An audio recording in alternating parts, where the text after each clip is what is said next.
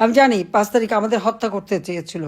যেভাবে হোক খোদা যেমন গ্রেনেড হামলার থেকে বাঁচিয়েছে বা ওই বোমা হামলা তার থেকে বাঁচিয়েছে, গুলি থেকে বাঁচিয়েছে, চট্টগ্রামে গুলি, কটালীপাড়া বিশাল বোমা এর থেকে যেমন বাঁচিয়েছে সেই 21 আগস্ট গ্রেনেড হামলা থেকে, ঠিক সেইভাবেও এবার কিন্তু মাত্র কয়েক মিনিটের জন্য আমরা বেঁচে গিয়েছিলাম। এটা আল্লাহরই ইচ্ছা, নইলে সেদিনই তো তাদের অন্য ধরনের ইচ্ছা ছিল যে আমাদের 2জনকে শেষ করতে পারলেই বোধহয় তাদের মনোবাঞ্ছা পূর্ণ হতো। সেটা না পেরে এখন আপনারা দেখেন মিথ্যা মামলা দিয়ে আমি রেহানা, আমাকে তো মৃত্যুদণ্ডই দিয়ে দিয়েছে, তাতে আর কোনো চিন্তা নাই তাদের। আর এরপরে রেহানা এবং জয়, পুতুল, ববি, টিউলি, প্রপন্থী সবাইকে প্রত্যেকের বিরুদ্ধে মামলা। কিসের মামলা? 10 কাঠা জমি আমরা কিনেছিলাম পূর্বাচলে। খুব বড় অপরাধ করে ফেলেছি আমরা। কারণ এত কম কেন?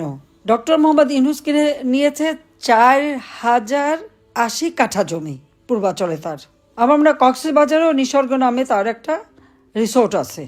আর পূর্বাচলেও সে এই 4080 কাঠা জমি নিয়ে সেখানে রিসোর্ট করেছে। উত্তরে তার 300 কাঠা জমি, চট্টগ্রামে 87 কাঠা জমি, এবং আরও তো অনেক আছে, খোঁজ করলে আরও পাওয়া যাবে। তার ফিক্সড ডিপোজিট 5,000 কোটি টাকা। আমাদের পেয়েছে মাত্র সব মিলে টিরে বোধহয় 1 কোটি কত লক্ষ টাকা পেয়েছে আবার, ব্যাস, এর বেশি আর কিছু পাওয়া যায়নি। লকার ভেঙে সমস্ত সোনাদানা বের করলো। একটা লকারে নাকি কিছুই পেলো না, তা সেগুলি গেল কোথায়? আমি জীবিত থাকতে সেগুলি ভাঙলো।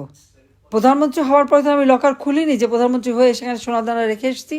1975 সালে আমার বাবা আমাকে হত্যার পর এরকম অনেক অপপ্রচার করেছে। 81 সালে আমি আসার পর ওই বাড়িটা 12ই জুন আমার হাতে যখন দেয়, তখন ওখানে যা সোনাদানা পেয়েছিল আমার হাতে দেয়, সেগুলি লকার নিয়ে আমি সেগুলি রাখি। এছাড়া পুতুলের বিয়ে বা জয়ের বিয়ের সময় যা উপহার টুপহার পেয়েছিল ওখানে তারা রেখে বিদেশে চলে যায়। সেইগুলি নিয়ে অনেক কিছু বলার চেষ্টা। তা আমরা তো একেবারে ফকির থেকে উঠে আসেনি। আমাদের পরিবার একটা ঐতিহ্যবাহী পরিবার। হ্যাঁ, আমরা হয়তো শশা করি না, পড়ি না, ওসব দেখাই না। কারণ আমার আব্বা বলেছিলেন যে ওই দামি গহনা, দামি কাপড় পরে কাকে দেখাবে? যে দেশের মানুষ ভাত পায় না, পড়বে ছোট ছোট জিনিস পড়বে, হালকা জিনিস পড়বে। আমরা সেই কথা মেনে চলি। আমরা ওগুলি শোষা করিনি, কখনোই না। আমরা সাদা সিধে জীবনযাপন আমার বাবা করে গেছেন, মা করে গেছেন, আমরা সেটাই বিশ্বাস করি, সেভাবেই চলি। সেখানেও নানা রকম কথা বলার চেষ্টা করেছে। আমি ধন্যবাদ জানাই, কৃতজ্ঞতা জানাই বাংলাদেশের মানুষের প্রতি, যে তারা অন্তত এগুলি, তাদের ওই অপপ্রচারগুলি বিশ্বাস করেনি। কিন্তু 6,000 টাকা বেতনের গ্রামীণ ব্যাংকের একজন ম্যানেজারের 5,000 কোটি টাকার ফিক্সড ডিপোজিট হয় কোথা থেকে? আর এত সম্পদ আসে কোথা থেকে? 4,080 কাঠা জমি পায় কোত্থেকে?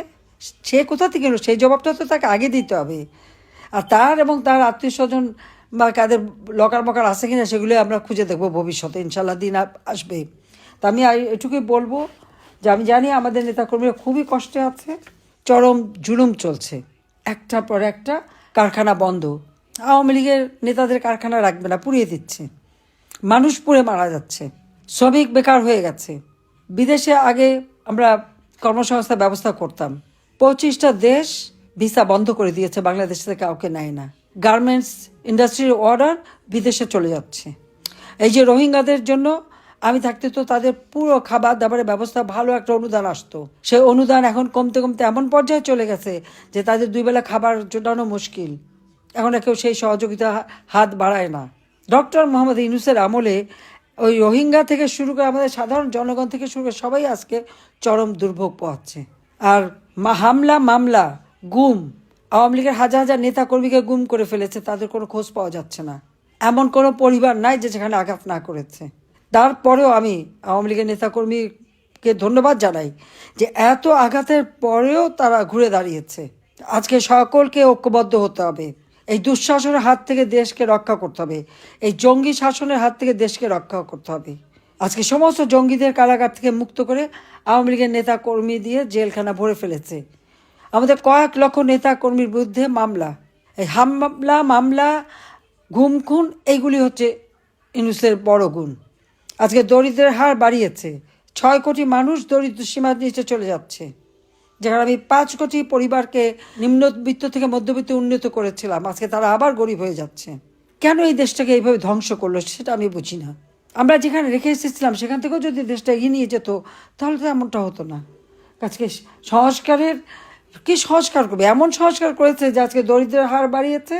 সংস্কারের ঠেলায় মানুষ ঘরে থাকতে পারে না, জনগণের নিরাপত্তা নাই, চাঁদাবাজি মাস্তানি প্রতি পদে পদে, প্রত্যেকটা কাজে চাঁদা দিতে হবে, প্রত্যেকটা কাজে দিতে হবে। এবং এরা তো দিন রাত তাদের দুর্নীতি আজকে এমন পর্যায়ে পৌঁছেছে যেগুলো এখন প্রকাশ্য, লাজ লজ্জাও নাই।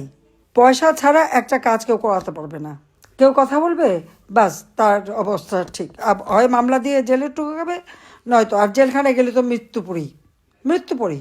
সমস্ত তালিকা আমার কাছে এখন। আর কত? আজকে সকলকে রুখে দাঁড়াতে হবে, যার যা কিছু আছে তাই নিয়ে, যে দেশটাকে এই ধ্বংসের হাত থেকে মুক্ত করতে হবে। আমরা বাংলাদেশের মানুষ শান্তি চায়, বাংলাদেশের মানুষ সুন্দরভাবে বাঁচতে চায়, পেট ভরে খেতে চায়, লেখাপড়া শিখতে চায়। ছাত্রলীগের ছেলেপেলেরা লেখাপড়া করতে পারে না, তাই সার্টিফিকেট বাতিল করে দেয়।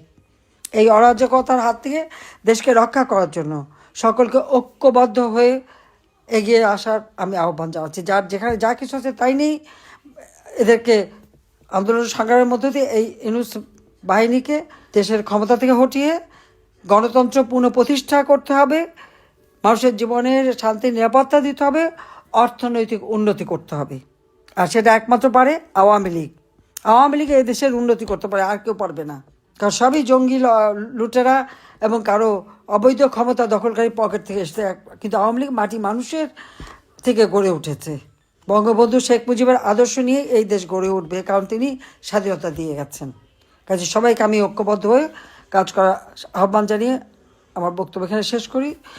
প্রত্যেকে আপনার এলাকায় কী কী উন্নতি করেছেন লিফলেট করে ঘরে ঘরে পৌঁছান, আর জনগণকে সঙ্গে নেন। জনগণকে সঙ্গে নিয়ে বলেন যে এই অবস্থা থেকে দেশকে মুক্ত করবেন, আসেন আমাদের সবাই একসাথে নামি। এবং সেইভাবে নামতে হবে, কারণ আমাদের শক্তি একমাত্র জনগণের শক্তি। সবসময় আমরা জনগণের শক্তি নিয়েই ক্ষমতা এসেছি। জনগণের ভোটে নির্বাচিত হয়ে আওয়ামী লীগ চিরদিন ক্ষমতা এসেছে। আওয়ামী লীগ দেশের মানুষের শান্তি নিরাপত্তা দিয়েছে, এবং আওয়ামী লীগই পারবে সেটা দিতে।